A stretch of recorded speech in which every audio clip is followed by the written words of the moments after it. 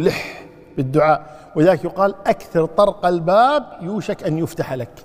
فإذا منعك سبحانه وتعالى، بعض الناس يقول دعوته ما أعطاني، فلحكمة سبحانه وتعالى، لحكمة ما أعطاك جل وعلا.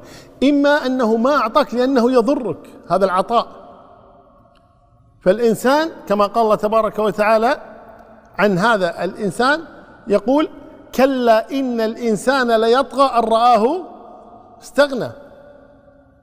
قد يطغي الإنسان هذا المال فالله لا يعطيه حتى يبقى على إيمانه، حتى يبقى على إيمانه الله لا يعطيه سبحانه وتعالى، لأنه يعلم سبحانه وتعالى أنه لو أعطاه لتمرد وغرته الدنيا ونسي الله جل وعلا.